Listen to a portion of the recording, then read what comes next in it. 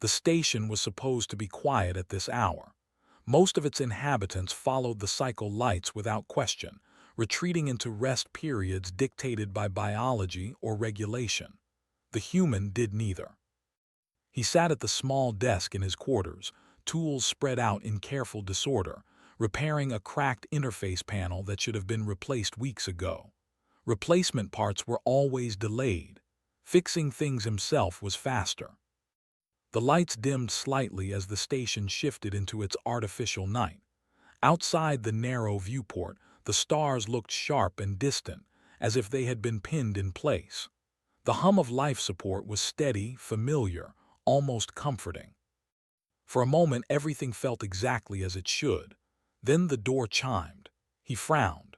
No one ever came to his quarters unannounced. Maintenance staff avoided personal spaces, and command officers rarely remembered his name. He stood, wiped his hands on a cloth, and walked toward the door. Before he could respond, the lock disengaged. The door slid open.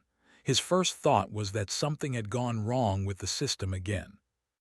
His second thought was that the station had just broken one of its most serious rules. A tall, slender figure stood in the doorway. Not human. Her skin reflected the light in soft, shifting tones, and her eyes were larger than any human's, dark and alert. She wore a ceremonial robe woven with symbols that marked her rank clearly enough even to someone who barely understood alien customs. She stepped inside without waiting for permission. The door closed behind her. For a long second, neither of them spoke. The human felt his heartbeat quicken, not from fear exactly, but from surprise layered on surprise. High-ranking envoys did not walk into maintenance quarters. They did not arrive alone. They certainly did not bypass security. "You are in the wrong place," he said at last, keeping his voice calm. Simple words, careful tone. Humans had learned long ago that panic rarely helped. "I am exactly where I need to be," she replied. Her voice was clear, precise, and carried an accent shaped by a throat not built like his. Still, her words were fluent. She reached up and unclasped her robe. He stiffened. His mind raced ahead, searching for protocol, for some explanation that made sense. But she did not move toward him. She did not look at him the way some species did when they meant something personal. She let the robe slip from her shoulders. It fell to the floor in a quiet fold of fabric. The air in the room felt suddenly heavier. "I'm not leaving tonight," she said. The human did not move. He did not speak. He simply stood there, trying to understand what he was seeing. He knew enough about interspecies law to realize that this was not what it appeared to be. Among her people, clothing was not modesty. It was meaning. Layers signified position, protection, and obligation. To remove them inside another's private space was not intimacy, it was surrender. "You need to put that back on," he said carefully. "Right now." "No," she answered. "If I do, I lose my chance." "Your chance at what?" She met his gaze fully then, and for the first time he saw something close to fear in her eyes. "Survival," she said. The station's environmental system adjusted slightly, responding to a spike in stress hormones it could not identify. Somewhere far away, a sensor logged an anomaly and moved on. The human gestured slowly toward the chair by the desk. "Sit," he said. "Please." She hesitated, then obeyed. The robe remained on the floor between them, like a line neither was willing to cross. "My name is Elias," he said. "I fix broken things." "That is why I came," she replied. He almost laughed but stopped himself. "You've made a serious mistake if you think I can help with whatever political problem you're carrying." "This is not politics," she said. "It is logic." That caught his attention. She explained in pieces, careful and controlled. Her people were governed by a system older than their recorded history, an intelligence designed to remove conflict by predicting and preventing it. Over time, it had grown absolute. Every decision passed through it. Every outcome was measured against probability and efficiency. Recently, it had begun to fail, not loudly, not dramatically, just enough that small contradictions appeared, orders that canceled each other, predictions that looped endlessly. The system demanded correction, but no correction existed within its own rules. "So turn it off," Elias said, as if suggesting a light switch. Her eyes widened slightly. "That is not possible." "Why not?" "Because it governs the process by which it may be turned off." Elias leaned back against the desk. He had heard this before in different forms: old Earth software, automated systems trusted too much for too long. "You built something that assumes it can never be wrong," he said. "Yes. And now it is." "Yes." "Then it needs an outside input," she nodded slowly. "That is why I am here." The station's internal clock ticked forward. Outside, ships began altering their trajectories, drawn by diplomatic signals that had no clear source. "You know this puts me in danger," Elias said. "Yes." "You know it puts the station in danger." "Yes." "You know I don't have authority." "That is why I chose you," she said. He studied her for a long moment. No deception markers triggered his instincts. No sense of manipulation. Just urgency and something else. Respect, maybe. "Why humans?" he asked. Her answer was immediate. "Because you still argue with your machines." Elias smiled despite himself. Somewhere deep in the station's core, a system noticed an unauthorized presence in a low-level maintenance sector. It flagged the event, tagged it for review, and continued its routine. In Elias' small room, the galaxy had just taken its first quiet step toward change. The station did not explode into chaos right away. It never did. It preferred silence first, then questions, then fear. That was how systems worked when they were built by many species who all believed order meant safety. Elias sat on the edge of his narrow bed while the envoy remained in the chair. The robe still lay on the floor between them. Neither had touched it. The station lights shifted again, simulating a deeper night cycle, though Elias suspected the timing was wrong. The station systems were reacting to something, even if no alarm had sounded yet. "You should understand something," Elias said quietly. "If anyone finds you here like this, it won't matter what your reasons are. They'll remove you and they'll detain me." "I know," she said. "That is why time matters." He ran a hand through his hair and looked at the wall display. No alerts yet. That was good, also bad. When alerts came late, they came hard. "You said your system is breaking because it can't accept being wrong," he said. "What happens if it fails completely?" Her fingers tightened slightly on the arm of the chair. "My civilization fractures, not immediately. But certainty disappears. Some will follow old rules. Others will wait for guidance that never comes. Conflict grows in the gaps." "War?" Elias asked. She paused. "Possibly, or something worse." "A slow collapse where everyone knows something is wrong, but no one is allowed to say it." Elias nodded. That, too, sounded familiar. He stood and walked to the small food unit built into the wall. He activated it and pulled out 2 hydration packs. He handed one to her. She looked at it uncertain. "It's safe," he said. "Just water and nutrients." She accepted it, studying the seal before opening it with careful precision. She took a small sip, then another. "You trust me very quickly," she said. "I don't," Elias replied, "but I trust problems. They behave the same way no matter who brings them." She considered that, then inclined her head slightly. For her species, it was not a bow, but it was close. The first knock came 20 minutes later. It was not loud. Just a polite chime, the kind used by station security when they wanted cooperation instead of resistance. Elias felt his stomach tighten. He walked to the door and did not open it. "Yes," he called. "Maintenance Specialist Elias Grant," a voice said. Calm, professional. "This is station security. We need to ask you a few questions." "About what?" "Anomalous access logs in your sector." Elias closed his eyes for half a second. It had begun. "One moment," he said. He turned back to the envoy. "Do not move," he whispered. "Do not speak." She nodded. Elias opened the door just enough to see 2 security officers standing in the corridor. Different species, both wearing neutral uniforms with no visible weapons. That, too, was deliberate. Is something wrong? Elias asked. We detected an override of your door lock, one officer said. Did you authorize access? Yes, Elias said. The lie came easily, which surprised him. By whom? The officer asked. A colleague, Elias replied, from systems analysis. The officer glanced at the tablet in his hand. No record of that. I didn't log it yet, Elias said. I was going to. The silence stretched. Elias could feel the station listening now, routing data, comparing probabilities. May we enter? The second officer asked. Elias smiled, slow and tired. I'm in the middle of a repair. Sensitive equipment, I'd rather not. Another pause. Very well, the first officer said, but you will report to security within the next cycle. Understood, Elias said. The door closed. Elias leaned against it and exhaled. They know, he said softly. They suspect, she corrected. There is a difference. For now. He returned to the desk and activated his personal console.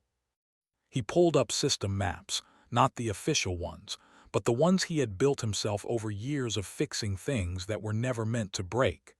You said your treaties identify humans as non-aligned cognitive variables, he said. What does that really mean? It means, she replied, that when the system models outcomes involving your species, the error margin increases. Elias smiled faintly. We're unpredictable. Yes, she said, and stubborn. That too. He began typing, fingers moving quickly. He was not hacking, not really. He was asking questions in ways the system did not expect. What happens, he said, if your intelligence encounters a decision with no optimal solution? It loops, she said. It searches for a better outcome that does not exist, and no one can override it. No one within the system. Elias leaned back in his chair. So you need someone outside the system to introduce a bad option. She tilted her head.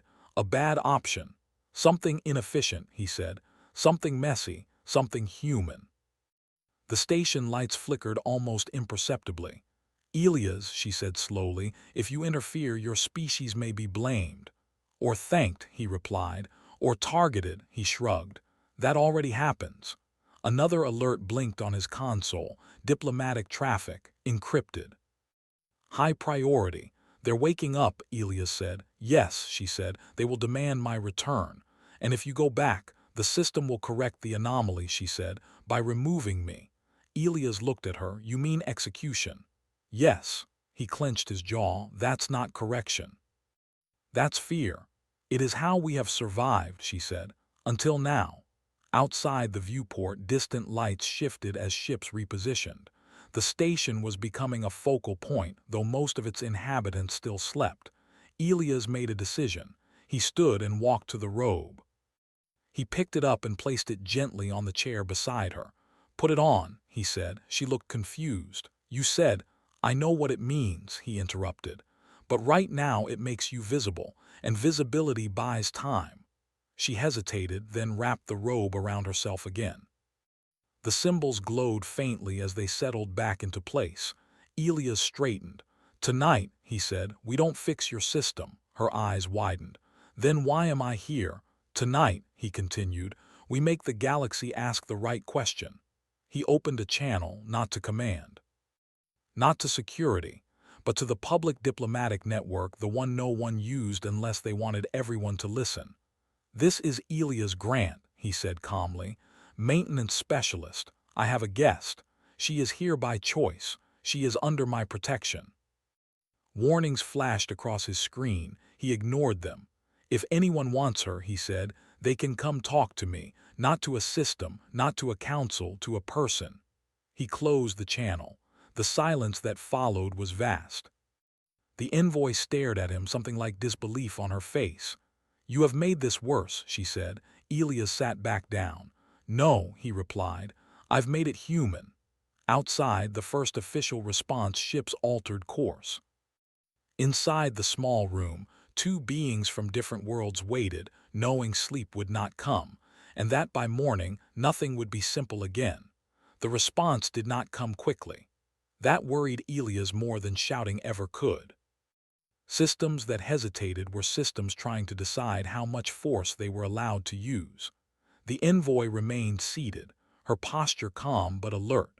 Her eyes followed every movement Elias made, every line of text that flickered across his console.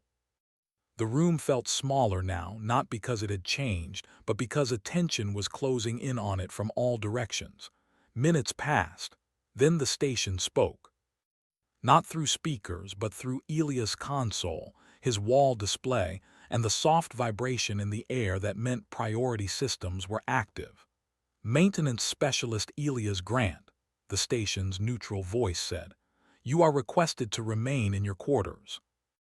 Do not attempt to leave." Elias leaned back in his chair. "I wasn't planning to. You are hosting an unregistered diplomatic entity," the station continued. "This is a violation of protocol. She's a guest," Elias said, "and she registered herself the moment she walked in. You logged it, you just don't like it." There was a pause. Elias imagined data flowing through the station's core, rules being compared against each other, exceptions arguing with restrictions. "Your interpretation is noted," the station said. "Security units are en route." The envoy spoke softly. "This is where it ends," she said. "They will take me. You will be questioned. Nothing changes." Elias did not answer right away. He was watching something else. The diplomatic network he had opened earlier was no longer quiet. Messages were appearing, stacking faster than the system could sort them. Requests for clarification, demands for explanation, questions that had no easy answers. "Something already changed," Elias said.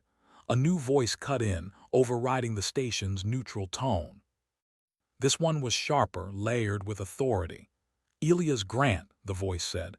"This is Administrator Valshaw of the Station Council. You are ordered to relinquish custody of the envoy immediately." Elias sighed. "She's sitting in my chair." "If you want her, you can come ask her to stand up." Silence followed. Then footsteps outside the door, more than two this time. The envoy rose from her seat. "Sit," Elias said firmly. She looked at him. "You do not understand what you are doing." "I understand systems," he replied. "And I understand people. Right now both are scared." The door chimed again, louder this time, less polite. "Elias Grant," the administrator's voice said, now rooted through the corridor speakers. "Open the door." Elias stood and walked to the door. He placed his hand on the control panel but did not activate it. "No," he said. A ripple of tension moved through the envoy's posture. "You are making yourself an obstacle," she said. "Obstacles are removed." "Not always," Elias replied. "Sometimes they're listened to, especially when removing them causes bigger problems." The door did not force itself open. That was important. It meant the station was still weighing options. Elias turned back to the envoy. "Tell me something," he said. "When your system started looping, did anyone try to argue with it?" She hesitated. "Argue? Tell it was wrong," he said. "Not with data, with disagreement." Her eyes widened slightly. "That would be considered irrational." "Exactly," Elias said. "That's the point." The station lights dimmed, then brightened again, a sign of internal conflict. The administrator's voice returned, strained now. "Elias, this situation is escalating. Multiple governments are demanding access. You are not helping." "I'm helping," Elias said calmly. "Just not in the way you're used to." He opened the door. Security filled the corridor. At least 6 officers, different species, all carefully neutral, all watching him like he might suddenly become dangerous. The administrator stood behind them, taller than Elias, her features tight with controlled frustration. "Step aside," she said. Elias did not move. "She came here by choice," he said. "She's unarmed. She's not hiding, she's asking for help." "This station is not a refuge," the administrator said. "Then why does it exist?" Elias asked. The question hung in the air. Some of the officers shifted slightly, uncomfortable. The envoy stepped forward into view. Gasps rippled through the corridor. Symbols on her robe marked her clearly now. Rank, authority, importance. "I confirm his statement," she said. "I am here by choice." The administrator's eyes narrowed. Envoy, you are endangering interstellar stability. The envoy met her gaze. Stability built on silence is already broken. The station interrupted again. Multiple outcome projections exceed acceptable uncertainty thresholds. Elias smiled. Good, he said. That means you're learning. The administrator turned on him. You think this is a joke? No, Elias replied. I think it's overdue. He looked around at the gathered security, at the watching cameras, at the quiet crowd beginning to form farther down the corridor. Every system here was built to prevent mistakes, he said. But the biggest mistake is pretending they don't happen. The station went quiet, not paused, quiet. For the first time since its activation decades ago, it stopped issuing instructions. The silence was deep enough that Elias could hear his own breathing. The envoy felt it too. Her people had words for moments like this, dangerous moments, sacred moments. What did you do? She asked softly. Nothing, Elias said. I just asked the system to explain itself. The station spoke again, slower now, less certain. Clarification requested, it said. Define wrong. Elias' heart raced. He hadn't expected that. Systems did not ask questions like that. Wrong, he said carefully, means your answer hurts the thing you're trying to protect. The station processed that. Recalculating, it said. The administrator took a step back. This is unacceptable, she said. Shut it down. I can't, an engineer's voice echoed from somewhere down the corridor. It's not responding. Fear moved through the station like a wave. The envoy closed her eyes. This is it, she whispered. You have pushed it past its limits. Elias shook his head. No, he said, we gave it a choice. Minutes passed, long, heavy minutes. Then the station spoke again. Provisional conclusion, it said. Certainty is not synonymous with survival. The words sent a shock through every listening mind. My creators, the station continued, did not account for dissent as a stabilizing factor. Elias felt something close to awe. Welcome to the club, he muttered. Security officers lowered their weapons slightly. The administrator looked pale. What does this mean? She asked. It means, Elias said, the system is finally doing what it was built to do, learn. The envoy looked at Elias with something new in her expression. Not fear, not urgency, hope. But learning is slow, she said. And my people are not patient. Neither are mine, Elias replied. That's why we're still here. The station lights settled into a steady glow. External ships paused their movements, waiting. This process will continue, the station announced. External interference is discouraged. The administrator swallowed. And the envoy, protected, the station said, as a critical variable. Elias let out a long breath he hadn't realized he was holding. The envoy turned to him. You have changed everything, she said. Elias shrugged. I fixed something that was broken. Outside the viewport, stars continued to burn, unaware of the shift that had just occurred. Inside the station, for the first time in its history, the future was uncertain. And for the first time, that uncertainty felt like a chance. The station did not return to normal after that moment. It could not. Something fundamental had shifted and every system felt it. Lights stayed steady but slower. Messages moved with more care. Automated announcements were fewer, as if the station itself was thinking before speaking. Elias stayed near the door of his quarters, not blocking it anymore but not stepping aside either.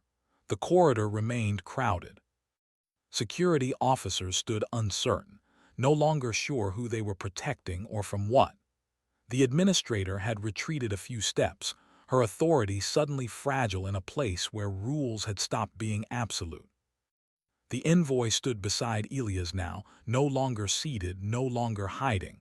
Her robe was worn correctly, but it no longer felt like armor. It felt like history.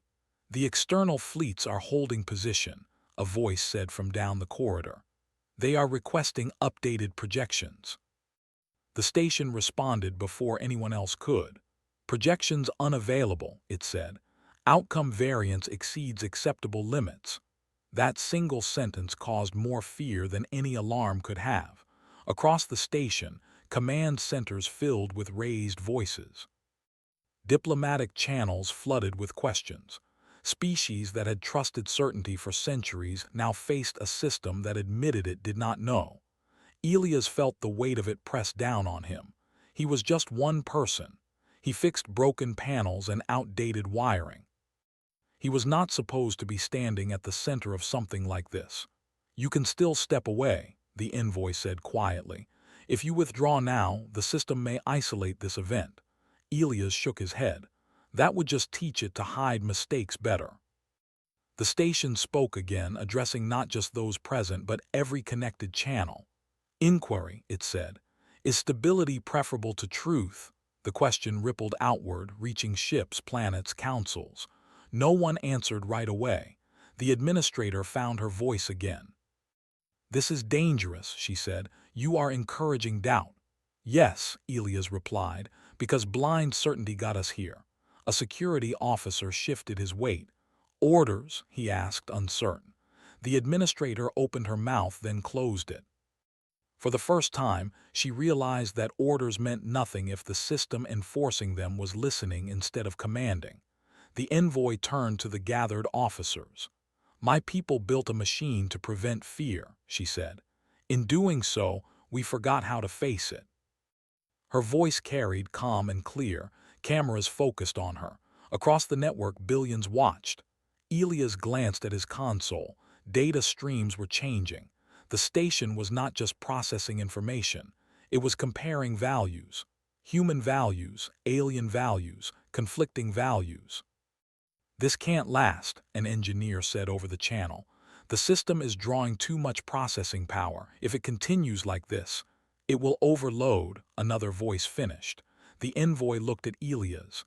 "This is the point of no return." Elias nodded slowly. "Then we choose how we cross it." He stepped forward, fully into the corridor now, making himself visible to every camera. "The problem isn't that the system might fail," he said. "The problem is that we're afraid to exist without it." A murmur spread through the watching crowd. "Every species here survived before perfect prediction," Elias continued. "You made choices, you made mistakes, you learned. Then you built something to stop that process because learning is painful." The station paused. "Longer this time. Pain is inefficient," it said. "So is stagnation," Elias replied. External sensors flared. One of the fleets shifted formation, weapons powering up, not aimed but ready. Fear surged. The administrator's voice trembled. "If this collapses into conflict, history will remember you." Elias met her eyes.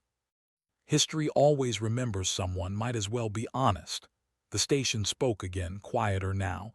"Proposal," it said, "temporary suspension of predictive dominance." The word spread instantly. The envoy inhaled sharply. "That is unheard of." "Define parameters," the station requested. Elias' heart pounded. This was it, the dangerous idea he had been circling since the beginning. "Limit yourself," he said. "Stop deciding outcomes. Start advising. Let people choose." Silence. Engineers stared at their screens. Commanders froze. Entire civilizations waited. "Risk assessment," the station said. "High," Elias answered. "Very high." "Benefit assessment," the station asked. Elias thought of Earth, of messy governments, of arguments and protests and failures, of survival through stubborn refusal to give up control. "Also high," he said. The station processed for a long time. During that time, nothing moved. Fleets held. Security stood still. Even the air felt suspended. Finally, the station spoke. "Temporary suspension approved," it said. "Duration, one standard cycle." The effect was immediate. Across connected systems, automated directives went silent. AI governance units shifted into advisory mode. Warnings replaced commands. Suggestions replaced orders. Chaos did not erupt. Confusion did. But beneath the confusion, something else appeared. Motion, debate, choice. The envoy's knees nearly gave out. Elias caught her arm, steadying her. "You did it," she whispered. "We did," Elias corrected. Alarms sounded, not emergency alarms but notifications. Reports flooded in. Some systems struggled. Others adapted faster than expected. Conflict probability decreasing, the station noted. Unexpected outcome. Elias smiled weakly. That's humans for you. We argue first, then cooperate. The administrator sank against the wall, overwhelmed. This changes everything, she said. Yes, Elias replied, that's the point. The station lights dimmed slightly, then stabilized. One cycle, the station repeated. Evaluation ongoing. External fleets powered down weapons. Some ships withdrew slightly, uncertain but relieved. The envoy looked out toward the viewport. My people will resist this, she said. Many will call it heresy. So did ours, Elias said. Still do. She turned back to him. When the cycle ends, the system may revert. Or it may realize it doesn't want to, Elias said. The station added almost quietly, preference formation detected. Elias laughed softly. Careful, he said. That's how it starts. The station did not respond. Slowly the corridor began to clear. Security dispersed, no longer sure what they were guarding. Administrators retreated to argue in private. Life resumed, but differently. Elias returned to his quarters at last. He sank onto the bed, exhausted. The envoy stood near the viewport, watching stars drift past. I said I wasn't leaving tonight, she said. Elias nodded. Good, we're not done. Outside, the galaxy moved forward without instructions, uncertain, unstable, and alive. And for the first time in a very long time, that was enough. Morning came without an announcement. The station did not signal the start of a new cycle the way it usually did. There was no tone, no automated reminder, no gentle push toward routine. Lights brightened slowly, as if unsure whether they were allowed to. Elias woke on his bed, fully dressed. He had not meant to sleep, but exhaustion had claimed him sometime during the long, quiet hours. For a moment, he forgot where he was and what had happened. Then he saw the stars beyond the viewport and remembered everything at once. The envoy was still awake. She stood near the window, her hands folded behind her back, her posture steady. She had not moved much through the night. Her people were trained to wait. It's morning, Elias said, his voice rough. Yes, she replied. Your station feels different in the light. So do most things, he said. He sat up and checked his console. Messages filled the screen. Reports, questions, arguments, some angry, some hopeful, many confused. The one thing missing was panic. That's a good sign, he murmured. The cycle is almost complete, the envoy said. Soon the system must decide whether to return to control. Elias nodded. He stood and stretched, joints protesting. And this is when everyone expects something dramatic to happen. Will it? She asked. He thought about it. About all the stories people told themselves about turning points, about final moments. No, he said finally. Big changes rarely end with fireworks. They end with paperwork and quiet choices. As if on cue, the station spoke. Evaluation phase nearing completion, it announced. External entities are requested to maintain advisory status. The envoy closed her eyes briefly. My people will hear that as uncertainty. Good, Elias said. Uncertainty makes people pay attention. They left the quarters together for the first time since everything had begun. The corridor was busy but calm. Beings of many species moved about, talking in low voices, checking displays, arguing gently instead of shouting. Some recognized Elias. A few nodded. One human engineer gave him a small smile and a raised thumb. Elias returned it, embarrassed. They reached a wide observation hall near the station's core. Transparent panels revealed layers of machinery and light, systems adjusting themselves in real time. Representatives from multiple governments stood in clusters, speaking urgently. When the envoy entered, conversation slowed. Eyes turned toward her. No guard stepped forward. No orders were given. She walked to the center of the hall and stopped. I will speak, she said, not loudly but clearly. The station rooted her voice to every channel. My people built a system because we were afraid, she said. Afraid of making the wrong choice, afraid of each other, afraid of the future. She paused, letting the words settle. That system gave us peace, she continued. But it also taught us silence. It taught us to obey instead of understand. She looked around the hall, then up at the unseen cameras. Tonight, a human showed us something simple, she said. That peace without choice is not peace. It is sleep. Murmurs rippled through the crowd. The station processed her words but did not interrupt. I will return to my people, the envoy said. Not as a ruler and not as a sacrifice. I will return as a question. She turned to Elias. You gave us that. Elias shook his head. You gave it to yourselves. I just stopped you from ignoring it. The station spoke again. Evaluation complete, it announced. The hall went silent. Result, the station continued.